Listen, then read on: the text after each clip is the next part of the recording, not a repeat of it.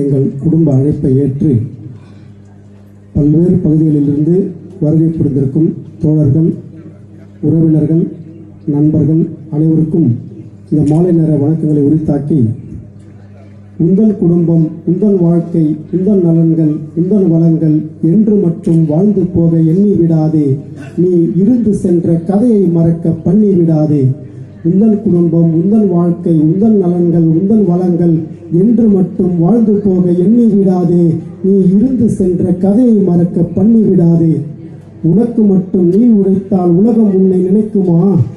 உனக்கு மட்டும் நீ உழைத்தால் உலகம் உன்னை நினைக்குமா? தனக்கு மட்டும் வாழ்ந்து செத்த தனியன் வாழ்வை மதிக்குமா?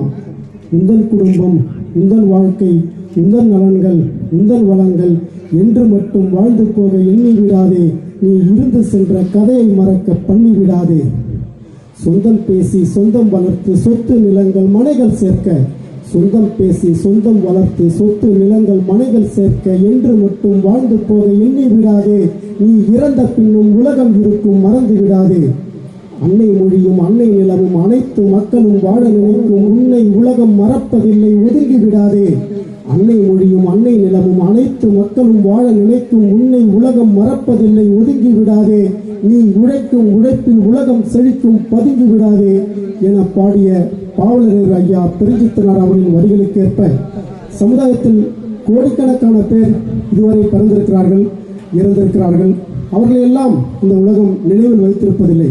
ஒரு திருவள்ளுவரைத்தான், ஒரு கம்பனைத்தான், ஒரு மார்க்ஸைத்தான், ஒரு பெரியாரைத்தான், ஒரு அம்பேத்கரைத்தான் இந்த சமூகம் கொண்டாடுகிறது. அப்படி என்றால் கோடிக்கணக்கான பேர் பிறந்து மறைந்த இந்த உலகத்தில் ஒரு சிலர் மாத்திரமே தனித்து தெரிகிறார்கள் என்று சொன்னால் அவர்கள் எல்லாம் இந்த சமுதாயத்தை பற்றி சிந்தித்தவர்களாக இருக்கிறார்கள். அந்த வகையில் இங்கே எங்களது தாய், நாங்கள் இந்த அளவுக்கு சமூக பொறுப்போடு இருப்பதற்கு அவர் காட்டிய அந்த உழைப்பு, அவர் எங்களை வளர்த்த விதம், அவர்களுக்கு இருந்த அந்த நேர்மை பண்பு, எளிமை பண்பு, அதெல்லாம் இயல்பாகவே எங்களுக்குள் ஒட்டி கொண்டது. அதுதான் காரணம்.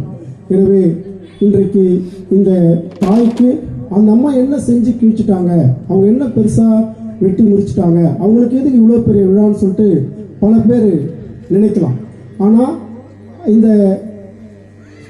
இன்று இருக்கக்கூடிய சமூக அமைப்பில், சமூக சூழலில் இந்த அளவிற்கு மக்களுக்காக பாடுபடக்கூடியவர்கள், மக்களை நேசிக்கக்கூடியவர்கள், அவர்களை பார்ப்பதே அரிதாக மாறிவிட்டது. அது ஒரு பிழைக்க தெரியாதத்தனம், கட்சின்னு போறான், பிழைக்க தெரியாதவன், குடும்பத்தை பார்க்கல, இப்படின்ற ஒரு கருத்து இன்றைக்கு சமூகத்தில் மிக ஆழமாக வேரூன்றிருக்கிறது. ஆனால் யாரெல்லாம் இந்த சமுதாயத்திற்காக பாடுபட்டார்களோ அவர்களால் தான் அந்த ஊருக்கு ரோடு வந்திருக்குது, அந்த ஊருக்கு பள்ளிக்கூடம் வந்திருக்குது. யாரெல்லாம் இந்த சமுதாயத்தை பற்றி சிந்தித்தார்களோ அவர்களால் தான் தெரு லைட்டே வந்திருக்குது, அவர்களால் தான் அந்த ஊருக்கே கரண்ட் வந்திருக்குது. இதை பற்றி யாருமே ஆழமாக சிந்திப்பதே இல்லை. ஆனால் அந்த ஊருக்குன்னு ஓடுறவன் தான் பிழைக்க தெரியாதவன்.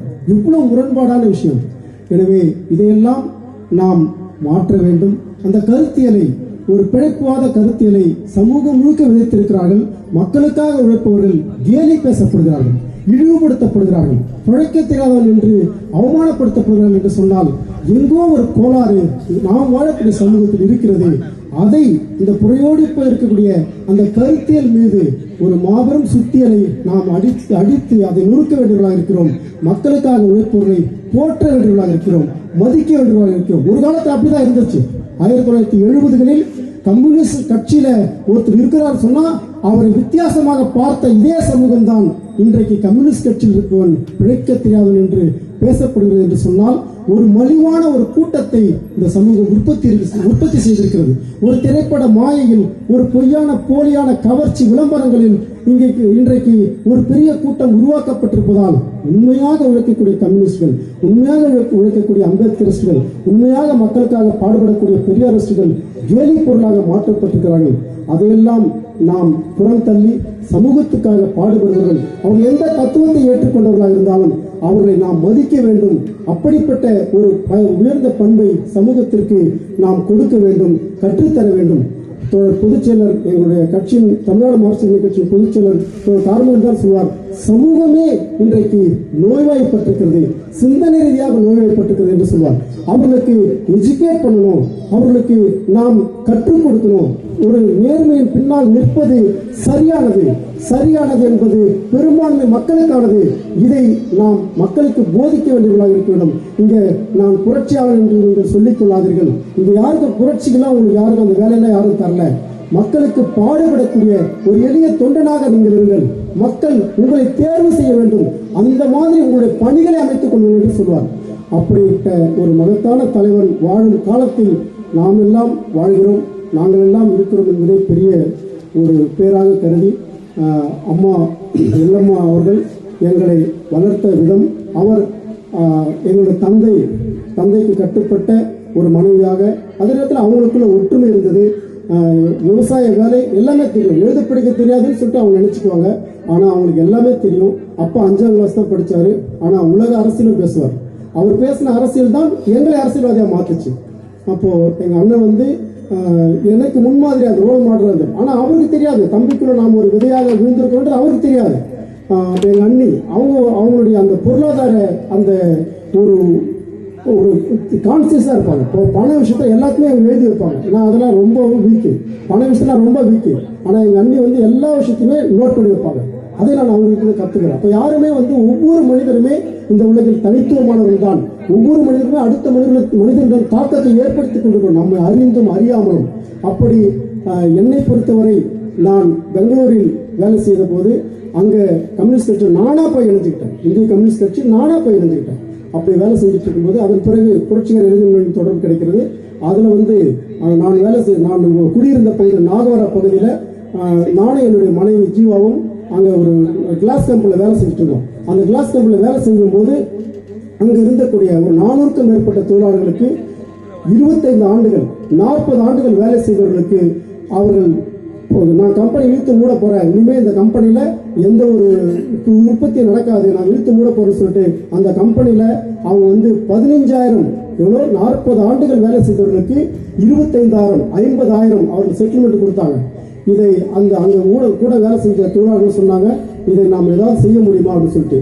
சரிங்க, நான் வந்து தமிழர்கள் வந்து கன்னடம் பேசினா கன்னடக்காரர்களே ஆச்சரியப்படக்கூடிய நான் கன்னடம் பேசுவேன். அப்போ ஏன்னா தமிழர்களுக்கே ஒரு இயல்பான பண்பு அது. நம்ம தமிழ் தாய்மொழியில் தெளிவாக இருந்தோம்னா அந்நிய மொழியில் தெளிவாக இருக்க முடியும். அப்போ அந்த வகையில் நான் கன்னடத்திலே பேசி இந்திய கம்யூனிஸ்ட் கட்சி மார்க்சிஸ்ட் தோழர் ஒரு கோபால் கவுடா என்ற ஒரு தோழரை போய் சந்திச்சு நான் என்னுடைய பிரச்சனை சொன்னேன். இந்த மாதிரி கிளாஸ் கேம்ப்லேருந்து வரோம், இந்த தொழிலாளர்களுக்கு இப்போ ஒரு அநீதி இழைக்கப்பட்டிருக்குது அப்படின்னு சொல்லிட்டு. சரிங்க தோழர், நம்ம கேஸ் போட்டு அதை இது பண்ணலாம்னு சொல்லிட்டு அவர் சொன்னார். எல்லா உரையாடலும் கன்னடத்திலும் நடக்கும். அவர்கிட்ட கேஸ் போட்டு அந்த ஒவ்வொரு தொழிலாளர்களுக்கும் 4 லட்சம் 6 லட்சம் 3 லட்சம் அவங்க அந்த காலம் எவ்வளோ காலம் உழைச்சாலும் அதை பொறுத்து அதை வாங்கி கொடுத்தோம். அதை புரட்சிகர இளைஞர்கள் சார்பாகவே அதை வந்து ஒரு வெற்றி விழாவாக கொண்டாடணும், அந்த எல்லா தொழிலாளியும் வர வச்சு. இப்போ பார்த்தா ஒரு சின்ன கிராமத்திலிருந்து போனவன் இந்த அளவுக்கு ஒரு சாதனை செய்ய முடியும்னு சொன்னால் உங்களுக்குள்ளும் அந்த ஆற்றல் இருக்குது, நீங்களும் இந்த சமூகத்துக்கு செய்ய முடியும். நான் ஆதமூர் புதூர் பகுதியில் போயிட்டு வேலை செய்யும் போதே நாங்கள் வந்து எந்த ஒரு விஷயத்துக்குமே புரட்சிகர இளைஞர்கள் காவல் நிலையம் செல்லாது, எந்த அதிகாரியும் பார்த்து பேசாது, இதுதான் எங்க கட்சியுடைய பாணி.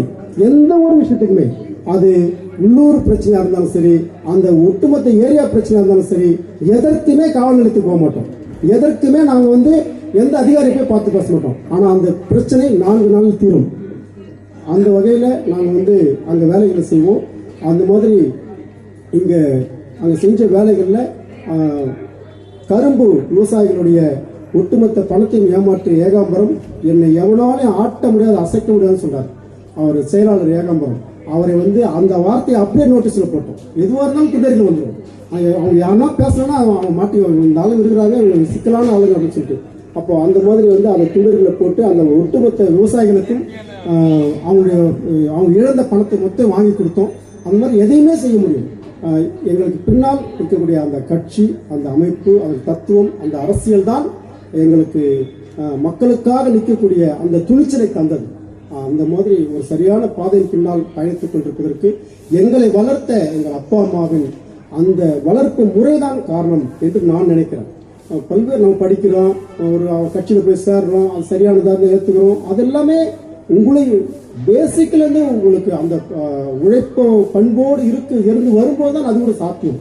அப்படின்னு சொல்லிட்டு இதெல்லாம் என்னுடைய பெருமை பேசுறதுக்காக இல்லை, என்னுடைய வரலாறு நான் சொன்னாதான் உங்களுக்கே தெரியும். அதுதான் இன்னைக்கு யதார்த்தமா இருக்குது, அது யாருக்கும் தெரியாது, நம்ம சொன்னாதான் தெரியும். அதற்காக தான் இந்த வரவேற்புரையை நான் பயன்படுத்திக் கொண்டேன். நேரம் கூடுதலாக எடுத்துக்கொண்டிருந்தால் மன்னிக்கும் என்று கேட்டு, எங்கள் குடும்பத்தின் சார்பாக நடக்கக்கூடிய முதல் நிகழ்வு. இனி ஒவ்வொரு ஆண்டும் கூட, ஏன்னா எங்கள் அப்பா இறந்து 31 வருஷம் ஆகுது. எங்கள் அப்பா இறந்த ஆண்டை நான் கொண்டாடினால் அது மறைமுகமாக என் அம்மாவுக்கு அது அவ்வளோ வருஷம் அப்பா செத்து இருக்கிற அப்படிங்கிற மறைமுகமான ஒரு செய்தியாக போயிடும் என்று அஞ்சு நான் என் தந்தை நினைவு நாளை டிசம்பர் 8 கொண்டாடியதே இல்லை.